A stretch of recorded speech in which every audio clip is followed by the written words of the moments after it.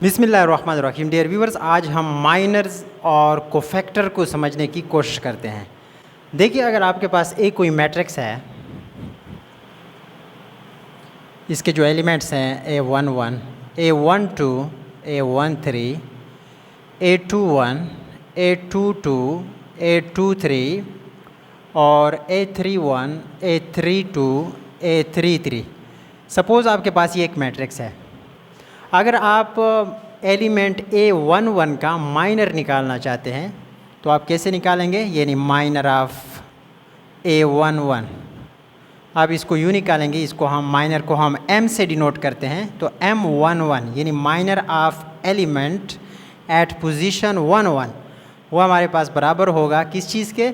आपने क्या करना है, यानी ये एलिमेंट जिसका आप माइनर निकालना चाह रहे हैं, ये जिस कॉलम में है उस कॉलम को छोड़ देना है, और जिस रो में है उस रो को आपने छोड़ देना है। इसके अलावा जो चीज़ आपके पास बचती है, मिसाल के तौर पर A22, A23, A32 और A33, ये आपने सिर्फ ले लेना है, उसको आपने छोड़ देना है। जिस कॉलम में है या जिस रो में है उस रो और कॉलम को आपने छोड़ देना है।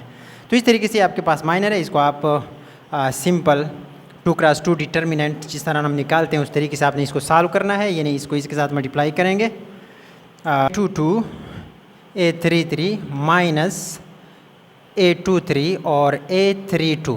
तो इस तरीके से आपके पास माइनर आ जाता है। अब आते हैं कोफैक्टर के ऊपर। कोफैक्टर ऑफ A11, यानी अगर आप इस एलिमेंट A11 का कोफैक्टर निकालना चाहते हैं तो इसका मतलब ये होगा कि ये वही माइनर है जो आप माइनर जिस तरीके से आप निकाल रहे हैं उस तरीके से कोफैक्टर भी निकलेगा। लेकिन यहाँ पे सिर्फ साइन का इजाफा हम करेंगे। वो साइन कैसे इजाफा करते हैं इसका?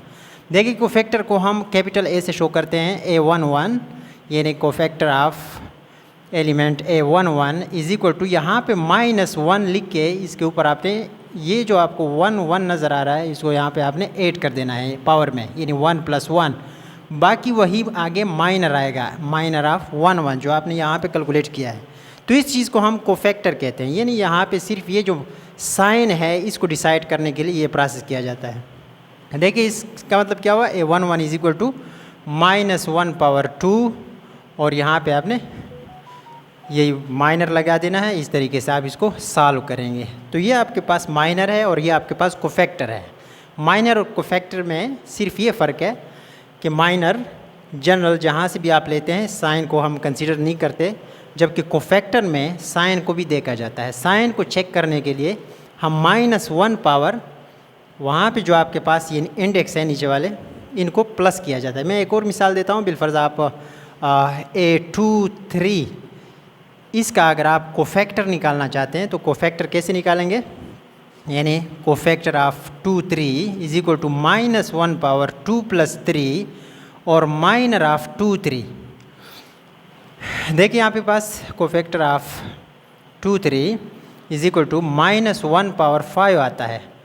और माइनर आप कैसे निकालेंगे? माइनर देखें, ये A23 जिस कॉलम में है और जिस रो में है उसको आप स्किप करेंगे तो आपके पास A11, A12 ये बच जाता है, और A31, A32 ये आपके पास रह जाता है। यानी A31 और A32। तो जब इसको सॉल्व करेंगे, यानी आपके पास cofactor of element 23 is equal to -1/5। आपके पास ये जो पावर है वो ऑड है, नेगेटिव नंबर का, तो रिज़ल्ट आपके पास नेगेटिव आएगा, यानी माइनस। तो इस तरीके से उसको मल्टीप्लाई करेंगे, A11, A32 minus A12, A31। तो देखिए, इस तरीके से हमने A23 का कोफैक्टर निकाल लिया है। अब आपने एक चीज़ याद रखनी है कि कोफैक्टर हम कहाँ पे यूज़ करते हैं? कोफैक्टर हम यूज़ करते हैं जब हम किसी मैट्रिक्स का डिटर्मिनेंट निकालते हैं। इसके अलावा जब हम किसी मैट्रिक्स का मल्टीप्लिकेटिव इन्वर्स निकालते हैं तो उस सूरत में हम कोफैक्टर का यूज़ करते हैं। तो आज हमारा टॉपिक माइनर और कोफैक्टर पे था, और माइनर कोफैक्टर में फ़र्क ये था कि कोफैक्टर वही माइनर होता है लेकिन सिर्फ उसमें हम साइन को भी कंसीडर करते हैं। Thank you.